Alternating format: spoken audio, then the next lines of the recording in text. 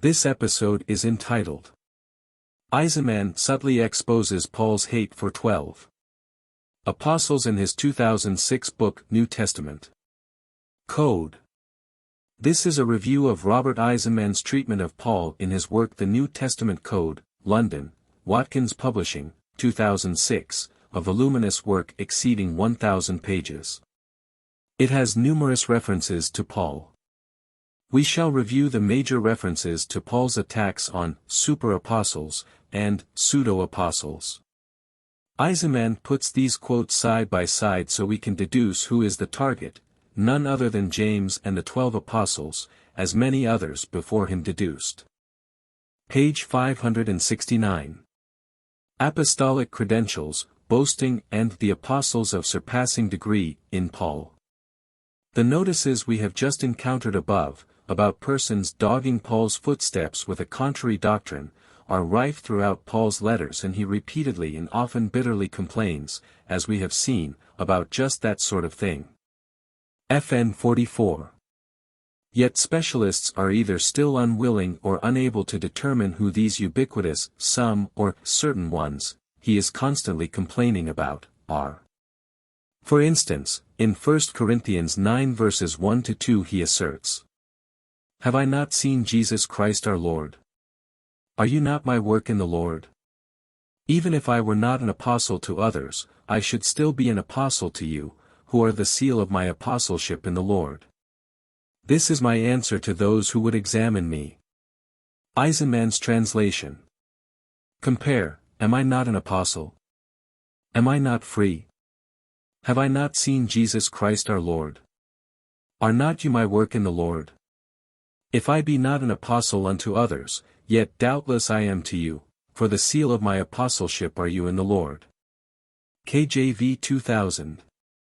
Paul's wounded pride here is self-evident.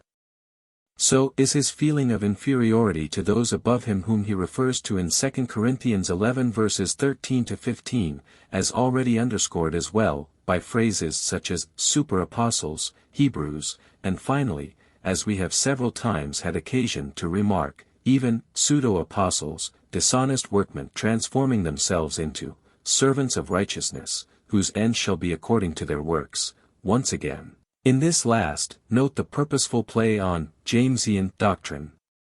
Not only is the terminology like servants of righteousness clearly reflected in the Dead Sea Scrolls, but the whole phraseology plays off of the unmistakably Jamesian approach to works righteousness. FN 44. Page 570. Continuing on the subject of apostolic credentials in 2 Corinthians 3 verse 1, Paul asks rhetorically, his wounded pride and feelings of inferiority again painfully evident, do we begin again to commend ourselves to you?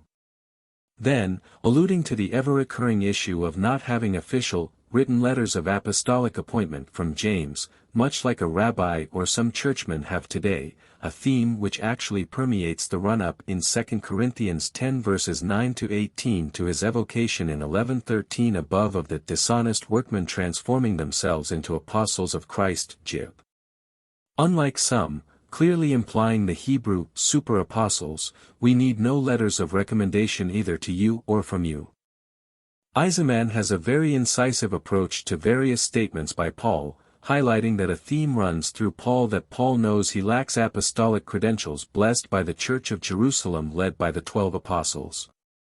As proof, Eisenman cites 2 Corinthians 10 verses 19-18 that Paul is glad the Corinthians accept him without any letters of recommendation. Second, 1 Corinthians 9 verses 1-2 where Paul said his credentials were those who accepted him became, by their very existence, a seal or proof of his apostleship. Eisenman ties these very cogently together to prove Paul's self-awareness that he lacked apostolic credentials.